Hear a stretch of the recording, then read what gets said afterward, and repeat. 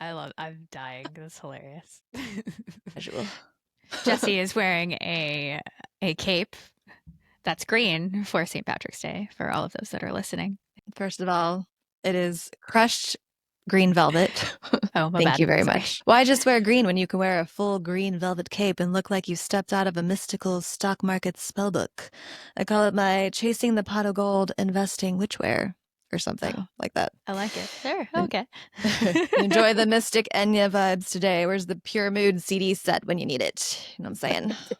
I could have grabbed mine for my Lord Voldemort costume and could have matched. Just to wear a cape, always wear a cape. That's what I say. Interesting. Yes, I love it. Well, it is terrifying times. Get it? Oh, Like oh, it tariffs. is. Yeah. That's Um, punny. yes, it is. Well, today we're going to talk about stock market corrections, recessions, and answer a listener's question on could we have another lost decade, and also give you a quick little stock market update just to understand the vibes. Cue the music. You're listening to Market Maker, the self-directed investing education podcast that talks about how the stock market works from her perspective. I'm Jessica Inskip. I am one of your hosts. I act as a teacher, been working in the stock market for 15 years. I'm Jessie Denouy, and I have no experience. I have a little bit of experience now because we've been doing this podcast for almost 2 years. And I've learned a lot. So I'm here as your guide to help us all in our investing learning journey and to keep Jess out of financial jargon land so that we can actually understand what's going on and learn all things investing. Today, we're tackling a question we've heard a lot. What's the difference between a stock market correction, a bear market, and a recession? And the big one, which is interesting to have a lot, is could we be heading for another lost decade? And we'll break it all down. Actually, have a lot to talk about with soft data versus hard data. That's where my mind is right now. Wait, what's soft data versus hard data? I didn't know there was a soft and a hard data. There is. So soft data, it doesn't have substance yet, I guess because it's squishy. I But see. it's it's literally like a vibe. So we have consumer confidence, which is just how consumers are feeling. You know how we have forward-looking guidance in the markets from an earnings perspective, that's optional, but it hasn't happened yet. Or we have inflation expectations, GDP expectations. Soft data means this is how we're feeling right now. And then hard data is this is what actually happened. Ah, like soft skills versus hard skills. What do we call like when you're in an interview and they're like, "What are your soft skills?" or whatever. Oh, I'm a really good communicator and blah blah blah. Like, you know what I'm talking about? Yeah. For What's your yeah. vibe versus what can you actually produce? Yeah, exactly. Okay, Hmm. well that makes sense. I saw your PowerPoint reel today on Instagram, but I do know that there is another FOMC meeting this week, so probably wait till next week to discuss all that, huh? Absolutely. When this Okay. episode is published, we would have had that said Fed meeting. So at Yeah. least we'll know what you should be looking for. Yes. Unless you want to make a prediction. I think he'll pause. That's what the market says. So we'll see if I'm right. I'm calling him chill Fed. Yeah, I saw that. He's chill Fed. He's not hawkish, he's not dovish. What would be in between a hawk and a dove? I guess it had to be a type of bird. He's a raven. What is a stock market correction? A stock market correction is when the market declines by 10% or more from its recent peak. It is a normal part of investing. It can feel very scary if you don't know what to expect. I think it's important to talk about it because a lot of people or the newer generation started investing during COVID, which was actually on the onset of a recession, which means you've had a really good market and now are probably experiencing volatility for the first time. But Hmm. please do know that corrections are quite normal. That's a good point. There are a lot of people, like new investors on the scene, and I didn't think about it in that term. Correction's kind of just like a little speed bump. It slows the market down, but it doesn't mean we're heading into a disaster necessarily, right? Exactly. It's actually very healthy. We want that from a market cycle. It helps preventing bubbles from getting too big. Like we call Mm. it a valuation reset, that price to earnings ratio. If earnings aren't being revised higher, but price is also going higher, it makes things get elevated as an expensive. And so if you reduce price in that equation, that it corrects price. That's why it's called a correction. It's Oh, correcting that PE ratio, that forward one. it's in the name. And always is. Okay. I remember you teaching us the difference between a bear market and bull market a while back. And so we said a bear market is when the stock market comes down from its last high point by 20%. And a bull market is the opposite, where the market goes up by 20%, right? That's exactly correct. Yes. Nailed it. Okay. Amazing. So then a Hmm. correction is just 10%. That's right. Yep. And then a pullback's like 5%. That's right. We did talk about that. NASDAQ hit a correction first, which makes sense because it's tech heavy. And personally, anecdotally, because of the influx of retail participation, I think they're quicker. Because of technology, it triggers margin calls. If it triggers margin calls, there's more selling. You can sell really quickly, like panic selling insets, and then there's rebalancing and shifting around. So it's super normal, but it's also quicker than it used to be. Hold on. Okay. I remember last year you mentioning that the NASDAQ was rebalancing. So what's the difference between rebalancing and a correction? Well, that could have been one or two things. There is a rebalancing where the constituents go in and out because remember, it's an elite club, which does Mm. trigger some selling pressure. But it's also portfolio managers. They might be a little top heavy and too much in tech. So if something goes too high too fast, like Nvidia, for example, or all of technology, they might rebalance, as in sell off that highest position to bring some more diversification into the portfolio. And that also could trigger selling pressure. But if the NASDAQ was rebalancing, that's an indice. You're talking about a portfolio and an indice, though. So it can also happen from a portfolio perspective for what, like hedge fund managers or something, or Yeah, mutual absolutely. funds, like that kind of thing. Mutual funds that try to keep a 60-40 asset allocation. You sell when high and then you buy back when low to like bring that balance back to always be 60-40. We did a full episode on that a while ago on portfolio management. Mhm. Yes. Okay. So then how many corrections have we had in the last, like, I don't know, 25 years? Let's go back even further. Since World War II, so the end of that was, I believe, 1945, the S&P 500 has experienced 48 corrections. So Oh, wow. 48, Okay. 10% drawdowns. However, they're not always bad. Only 12 of those 48, which is 75% of the time, actually turned into bear markets. So it's not necessarily this downward spiral that one may think it may be. So, like, just because there's a correction doesn't mean it's going to turn into a bear market either. Right. I don't know if this is an unpopular opinion or something, but don't you kind of need a correction? Things just don't always go up and up and up. We talked about this, I think, in the business cycle episode recently, where, the market's not going to just continually go up and up and up forever. There's ups and downs. Yeah. This is normal, and those statistics prove it. Past performance is not indicative of future results. If you know, you know, and you had a little chuckle. So 48 of them, 12, so 25% of the time, it turns into a recession.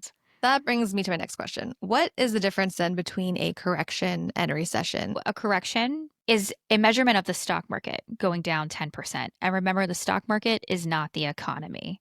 A recession is called in hindsight by the NBER. Normally, we're out of it. Even when they call it a recession, they look at it in 3D depth, diffusion, duration.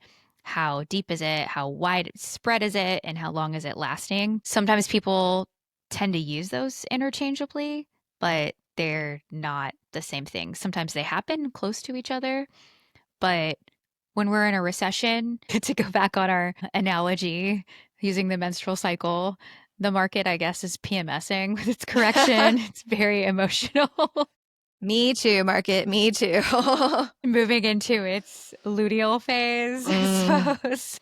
it's part of life, I guess. It is, but right now it's just the feelings that are happening with the Okay. soft data that's pointing to it, not necessarily hard data. Oh, Hmm. I guess the correction is just a short-term drop in the stock market, but a recession has more to do with slowdowns in the economy, declining jobs, consumer spending, corporate earnings. Like it's more economic, is what you're saying. Absolutely. And Yeah. that market drop, it could have a slowdown in the economy as well, or there could be a strong economy. It just means the stock market. And the stock market is a forward looking indicator of the economy. It is not the economy. So just because the stock market is going down doesn't necessarily mean we're in a recession. Exactly. Sometimes corrections happen even when the economy is doing fine. It's all about investor sentiment, uncertainty. We talked about consumer sentiment. So there's also investor sentiment. Like, how are we able to see those things? Is there data? Yeah, so consumer sentiment is actually a survey that's Mm. done. And we can go through some of that data. I think that's important because that's part of what started this downward spiral. And then there's investor sentiment, and investor sentiment is really market participants. Mm. And that's just a big word for people who are buying and selling on the stock market. You are participating in the market participants. Oh, like if there's a big sell-off happening, that kind of gives you an idea of investor sentiment or something. Exactly. Because they're buying and selling stocks and downward pressure, and then you can pull that on the sector level. Mm. We could say that investors are becoming very risk adverse because they're going into treasuries. And if they're Yeah. buying treasuries, then that means yields are going down.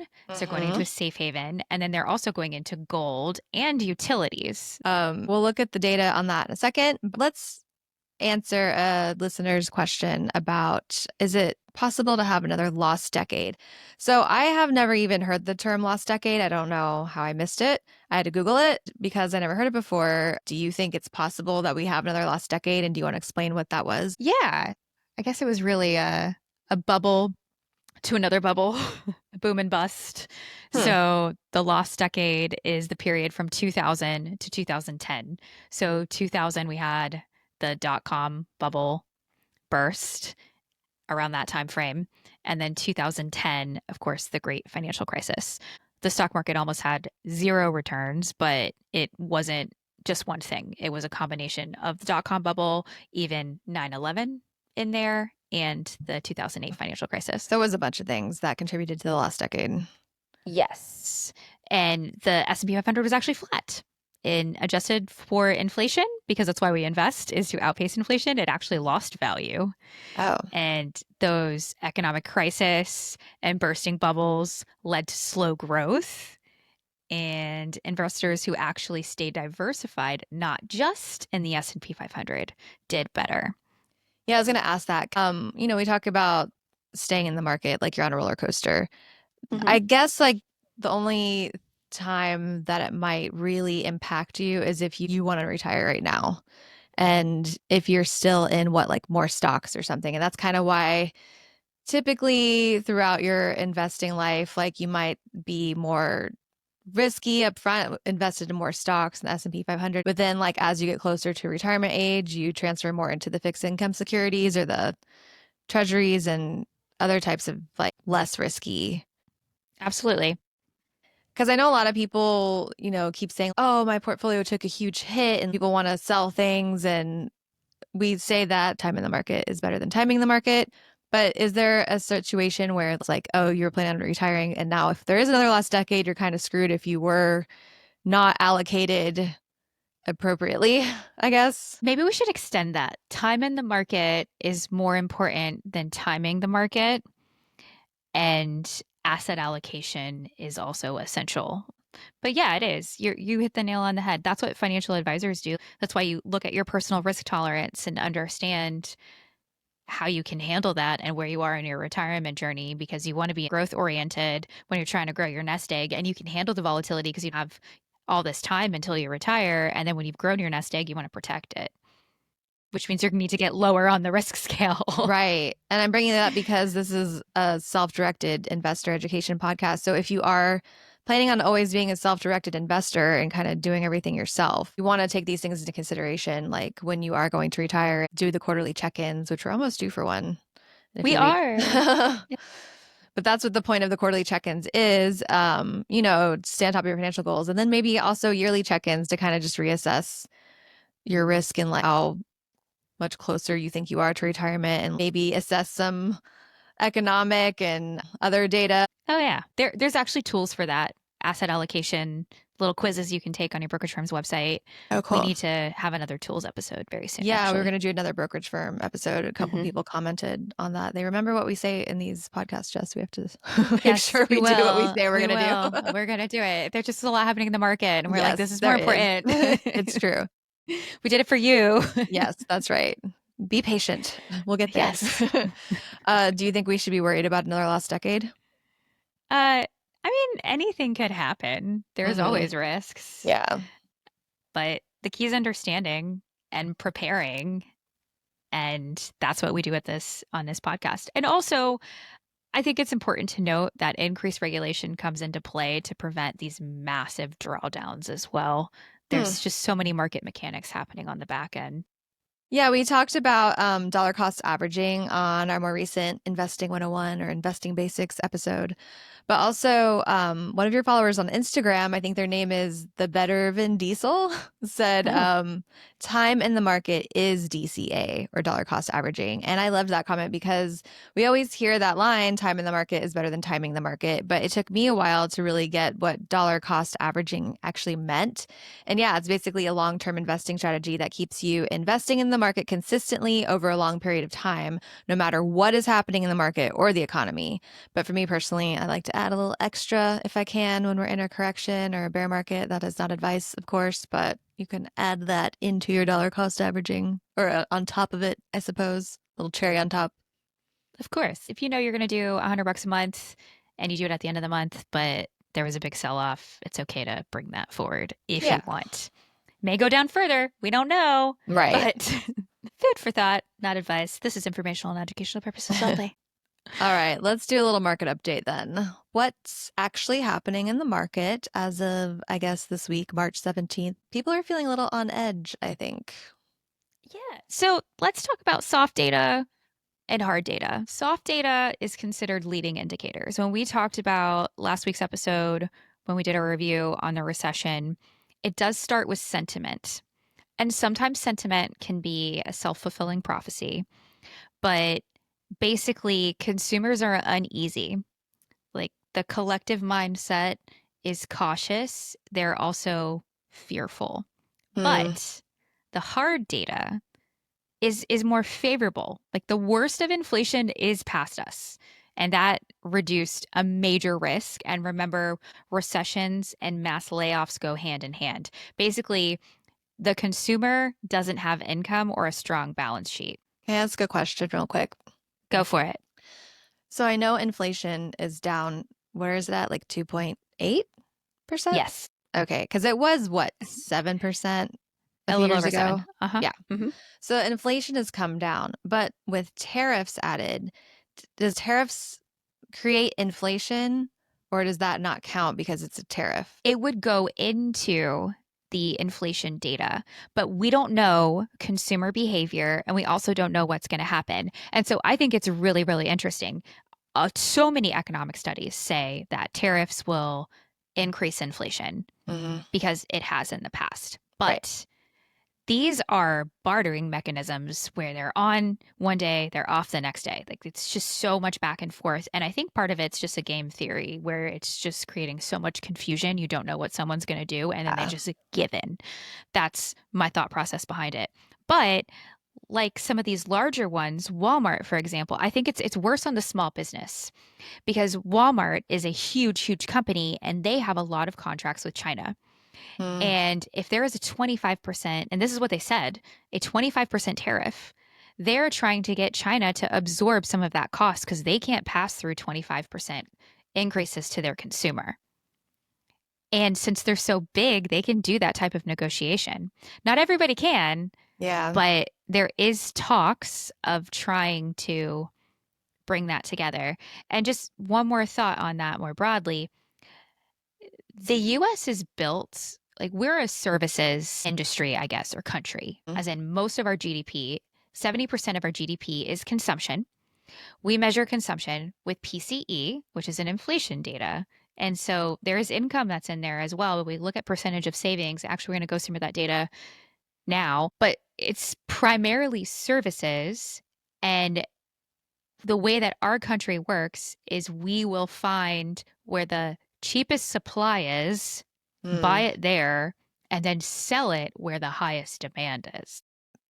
You mean like drop shipping companies and things like that? Like we're not producing the products as much here. We are outsourcing them from other countries and then selling them at a higher markup over here to our people. Like, Yeah, like Dollar Tree and Dollar General, a lot of that is imported. Walmart, a lot of that is imported. Amazon, everything, like a lot of things that yeah, Walmart for sure. Exactly. Yeah. So that's our supply chain. And so, I Hmm. mean, the big risk is we're a gorilla and they may go after our supply chains. But that goes into this is still not data yet. Is that soft data? Yeah, Yeah. because we don't know what's happened. Well, We don't. so what another soft data thing, maybe this is just my algorithm because this is the kind of content I look at, but I know a lot of people have been banning like Amazon, Walmart, Target. Like when Target pulled out of DEI, a lot of people banned it. And it seems to be hurting their profits. I don't know if we can tell that soon, if it's like because people are doing these bans where they're not like buying anything from those big corporations on certain dates or like for certain time periods. And like Tesla, even, we're seeing a lot of these companies losing a lot of money. Do you think that's also part of consumer sentiment? Sure. It's how consumers are feeling. And I mean, some of that translated into hard data, though. There was in Tesla, there was lower sales. In Mm-hmm. Target, there was lower foot traffic. Yeah.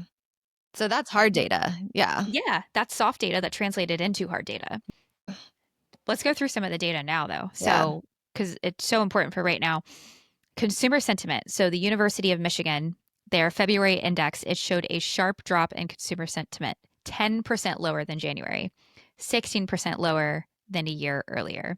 Hmm. So, that just means consumers are just unsure. Like higher inflation expectations, uncertainty creates volatility. That means consumers are scared. And what's important about that is if consumers are scared, they may not spend. And if they don't spend, then that's when that psychological aspect may come in because then that's what we're going to track, That's what you were right? saying about savings. Like there's more in savings right now. There is. So then this is where, okay, are you spending? Well, retail sales came out Monday, today. They dipped modestly. They're down less than 1% from December of last year. So this is the January data, but they're 4% higher from a year earlier. So it's coming down, but it's still a little bit higher. So that's a little bit of hard data, Hold on. but It's coming down from last year, but it's up from the previous year. no, it's Like, coming yeah. down from the previous month, but it's Oh, from higher the from a previous year month, earlier. but year over Mhm. year. Okay, I see. Mhm. Yes. So then my next question is if retail sales are still increasing, is it because of debt? What's that look like? So let's look at total household debt. By the end of 2024, total household debt in the US reached a record high of 18 trillion. I mean, that's everything Okay. together, like household, Like credit um, card, auto loan, mortgage, all of it? all the things. Okay. Yes. So that is a 3.6 increase over the amount of debt held 1 year prior. But it's deaccelerating. In 2023, it was 3.6%. 2022, it was 8.5%. And Hmm. 2021 is 7.1%. So hard data, even though, yeah, it's a record high household debt, it's actually a deaccelerating trend. Interesting. You've got to always have to take a step back. And most of that debt is credit card debt. So Yeah. then, okay, let's look at PCE, which is an inflation gauge, but there's actually a lot more data that goes in there, inclusive of income and savings. And personal savings as a percentage of disposable income, so that's how we would look at it, increased from 3.5% to 4.6%. That tells me there's capacity to spend more, they just didn't. There's caution. But let me, if I can, pose Yes. another thought. Um, I think like HYSA, high yield savings accounts, have had a moment in the last couple years, and a lot of finfluencers have, been getting affiliate links for like posting them, boosting them. A lot of people didn't know what a HYSA was years ago, and now Yeah. everyone's like being told like you need a HYSA. And I wonder if like that's part of the savings data. Like more people have HYSAs than ever, probably. I don't know. I'm speculating, but that's a trend that I've seen for sure. I'm sure you have too. Yeah. No, you're right. But what's interesting is this is just from 1 month. Oh, 3.5% to right. 4.6% in 1 month is Oh, a yeah. big jump, That's true. big jump. Hmm. So that's caution, though. We increase Yeah. savings, there's capacity to spend more. They just didn't. But there is a sell-off too, right? Like if people are selling off stocks and things, you'd presume that they're putting that money in their savings, right? That's true. That's true. But remember, it's lagging data. The wheels are just turning, that's all. Trying to put pieces together. Well, it's important. And then PCE represents 68% of GDP. So that spending on services is important. And that's why we're tracking it because we could, and that also is probably why we got those Atlanta Fed numbers saying there's going to be a slowdown in GDP because there is less spending. Like, Should we just real quick, PCE stands for personal consumption expenditures. correct. And that's Yes. like just basically what people are spending on goods and services. Yes. And Okay. it's the Fed's preferred gauge of inflation. And then the last piece of data, household debt service. You can pull this on the Fred website. Household debt service payments as a percentage of disposable income. That is above 11%.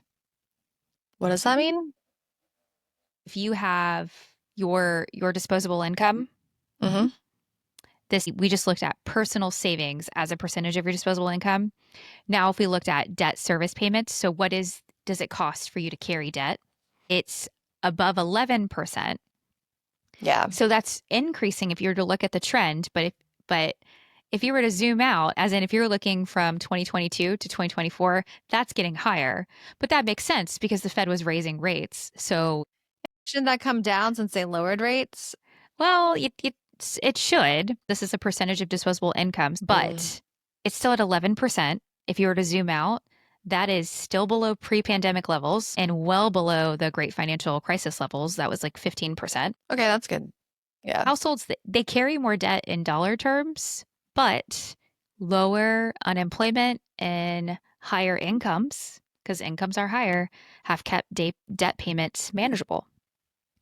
That's what I mean by like healthy balance sheets. But then what about the didn't we get the jobs report data a few weeks ago? We did. Unemployment creeped up ever so slightly, but still historically incredibly low. Okay. That is the thing I think we have to remember to take in consideration always is when we're freaking out over what's happening right now, like in this moment, it's always a good idea to zoom out and look at like the historical data and kind of just see the trend and like, are things really as bad as we think they are because everything's chaotic and we're all kind of like feeding off of each other's energy, or like, like kind of put things into perspective from where we were at a few years ago. And maybe they're just worse in other ways than they were before. But like, again, do those quarterly financial goals and budgeting and all the things you're supposed to be doing as a good consumer and investor. And there is a little bit more data, believe it or not. Oh, wow. More data. So, I know. I wrote a 1,117 word. It's very specific. And if you're on our newsletter, you're going to get a little bit of that this week. We know we're behind, Yes, but it's coming. exactly. But part of that is earnings. So earnings revisions also came in, and as in they were set really, really low. And part of being in a recession, earnings are going to fall too. But we have earnings resilience. Like demand has not collapsed. So like there were earnings revisions. Yes. The estimate was a earnings growth rate of 11.6%. Now, since they brought in all of these revisions, it's at 7.1%. When you say 11.6%, is that for the S&P 500? Yes, that's right. Okay. Yes.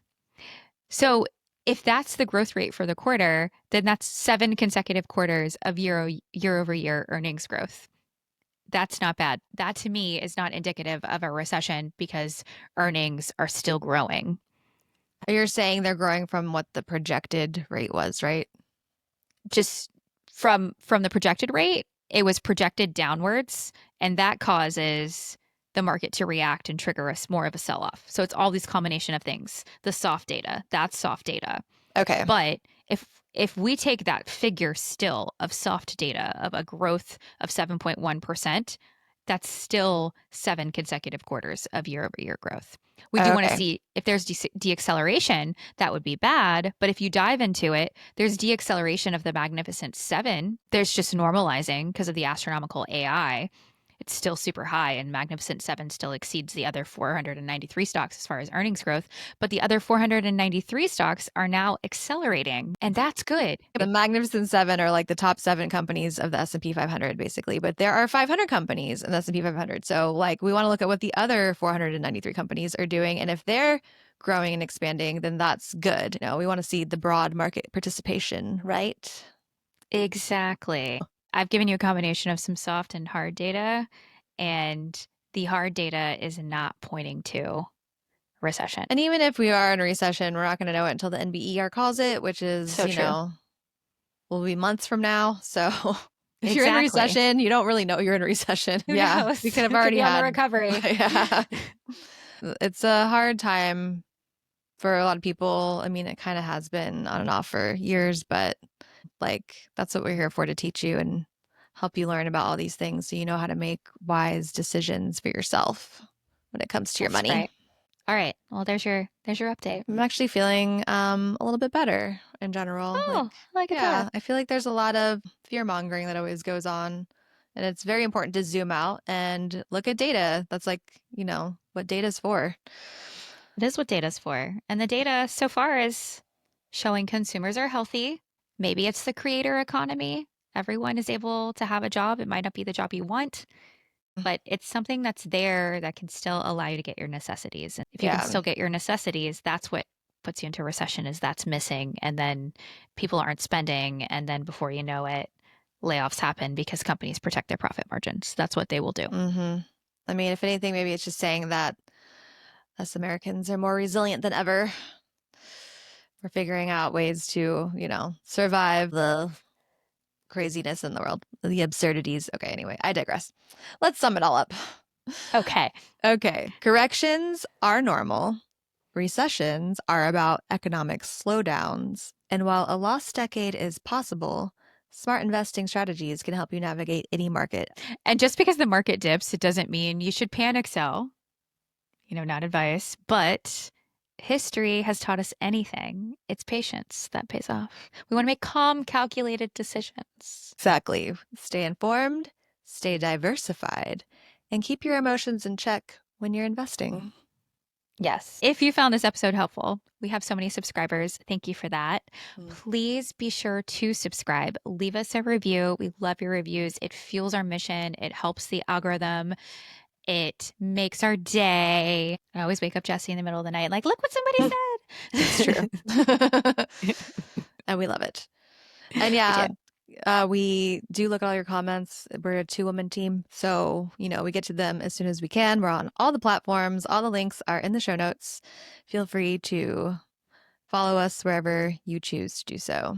And remember, when you build knowledge, You break barriers. Remember, investing involves risk. There is always potential to lose money when investing in securities. MakeHer provides educational content and resources for informational purposes only. We are not registered financial advisors and do not provide personalized investment advice. Any information provided by MakeHer on our website or podcast is not intended to be a substitute for professional financial advice. MakeHer is not liable for any investment decisions made based on our content.